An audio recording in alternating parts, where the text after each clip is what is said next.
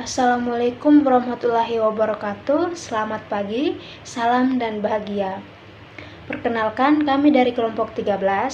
Di sini kami akan memaparkan hasil kerja kelompok kami tentang activity based budgeting atau penganggaran berbasis aktivitas. Baik, sebelum teman-teman pemateri memaparkan materi, alangkah baiknya terlebih dahulu saya memperkenalkan anggota kelompok saya. Yang pertama ada Dela Triwijayanti dengan NIM 2020-008-265, Rashid Ridho dengan NIM 2020-008-321, Andini Tarisa dengan NIM 2020-008-145, dan saya sendiri Silviana Marewahan Maran dengan NIM 2020-008-145 sebagai moderator pada diskusi materi kali ini. Baik, langsung saja di sini saya akan menjelaskan tentang apa itu penganggaran berbasis aktivitas atau activity based budgeting. Penganggaran berbasis aktivitas adalah sistem perencanaan di mana biaya dikaitkan dengan aktivitas dan pengeluaran.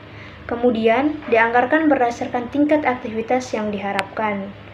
Pendekatan ini berbeda dari sistem penganggaran yang lebih tradisional, di mana tingkat biaya yang ada disesuaikan dengan inflasi dan perubahan pendapatan besar untuk mendapatkan anggaran tahunan. Penganggaran berbasis aktivitas merupakan pendekatan baru dalam proses penyusunan anggaran. Pendekatan penyusunan anggaran yang baru ini lebih berfokus pada improvement terhadap sistem yang digunakan oleh organisasi agar dapat menghasilkan value bagi pelanggan. Aktivitas yang akan dilaksanakan selama tahun anggaran merupakan aktivitas yang telah dicantumkan dalam program.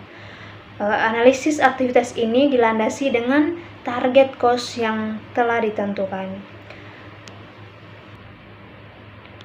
Dalam melakukan penganggaran berbasis aktivitas, terdapat 4 langkah yang dilaksanakan dalam menganalisis aktivitas, yaitu ada yang pertama, aktivitas apa yang dikerjakan, yang kedua, berapa orang terlibat dalam aktivitas tersebut, yang ketiga, waktu dan sumber daya yang diperlukan untuk melaksanakan aktivitas tersebut, dan yang keempat, penaksiran nilai atau value dari aktivitas tersebut bagi organisasi, di mana termasuk rekomendasi untuk memilih dan mempertahankan hanya pada aktivitas yang menambah nilai.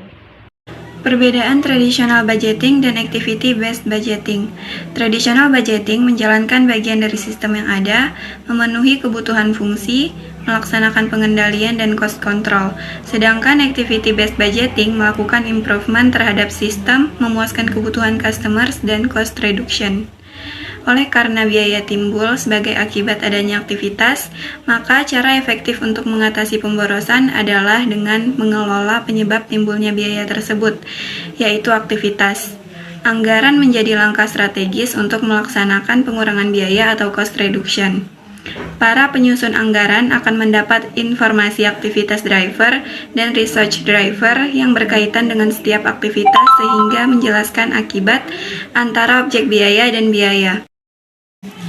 Kapan perusahaan menggunakan metode penganggaran berbasis aktivitas? Perusahaan menggunakan penganggaran berbasis aktivitas ketika mereka memiliki informasi yang minim terkait anggaran historis. Mereka harus merinci setiap kegiatan yang potensial akan dilakukan.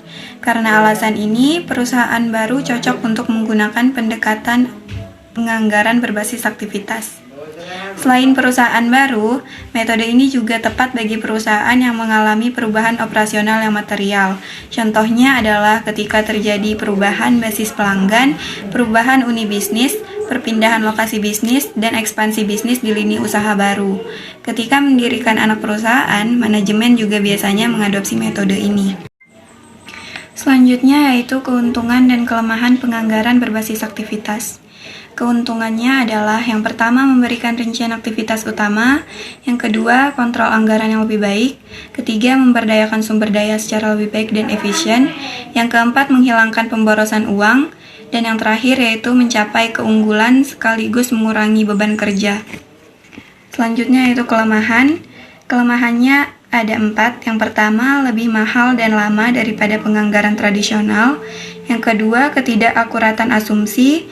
Ketiga, lebih kompleks. Dan yang terakhir, memerlukan lebih banyak sumber daya. Baik, saya akan melanjutkan dari pemateri sebelumnya, yaitu tahap dalam proses activity based budgeting. Yang pertama, strategi menganalisa. Analisis aktivitas adalah proses pengidentifikasian, penggambaran, dan evaluasi aktivitas yang tercantum dalam program yang akan dilaksanakan oleh tim dalam tahun anggaran. Aktivitas yang akan dilaksanakan selama tahun anggaran adalah aktivitas yang telah dicantumkan dalam program. Analisis aktivitas ini dilandasi dengan target cost yang telah ditentukan.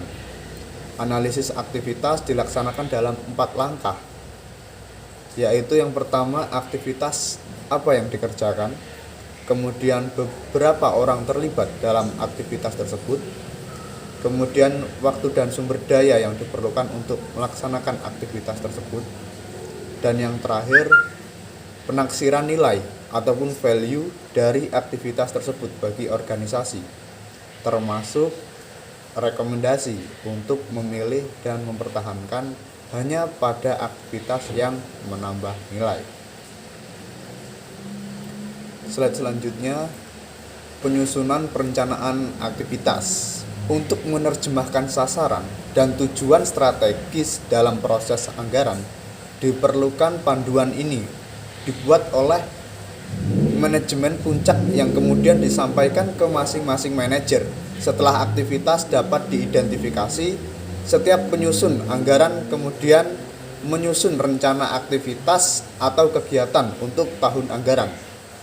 Aktivitas ataupun kegiatan selama tahun anggaran ini dapat dibagi menjadi 2, yaitu aktivitas perbankan ataupun improvement dan aktivitas rutin. Slide selanjutnya yaitu menetapkan target performance.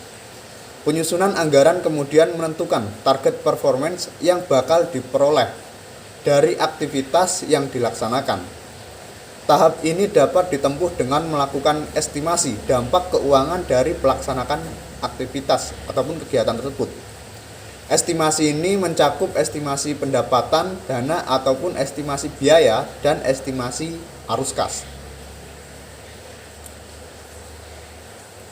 Target performance dapat diterapkan untuk proses bisnis secara keseluruhan sebagai masing-masing aktivitas sebagaimana telah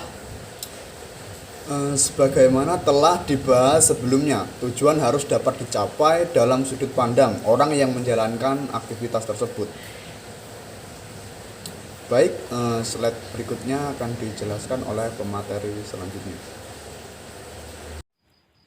Untuk tahap yang selanjutnya adalah menentukan beban kerja suatu aktivitas dan proses. Nah, pada tahap ini target penjualan produk atau jasa ditetapkan untuk memproyeksikan beban kerja. Nah, beban kerja dalam hal ini adalah jumlah volume output di mana aktivitas atau proses diperlukan untuk menghasilkan. Nah, ada 3 tahap utama untuk menentukan beban kerja suatu aktivitas dan proses, yaitu yang pertama ada forecast produk, yaitu menentukan aktivitas atau proses bisnis. Yang kedua ada forecast non-produk, yaitu menentukan aktivitas atau proses bisnis. Yang ketiga ada forecast proyek spesial. Nah, yang selanjutnya adalah tahap penyusunan anggaran final. Nah, setelah menyusun anggaran, mengoptimasi pendapatan dan penghematan biaya, maka data yang dihasilkan tersebut kemudian diserahkan kepada Departemen Anggaran untuk dikompilasi menjadi rencana anggaran final. Nah, tahap-tahapan dalam pemfinalan itu yaitu suatu anggaran itu dapat meliputi beberapa tahap, yaitu yang pertama tahap-tahap dalam memfinalkan suatu anggaran yang meliputi mengevaluasi performance yang dianggarkan dengan tepat sasaran, mengevaluasi performance dan cost trade-off, dan yang terakhir adalah memfinalkan biaya dari aktivitas dan proses bisnis dengan sasaran performance. Sekian dan terima kasih.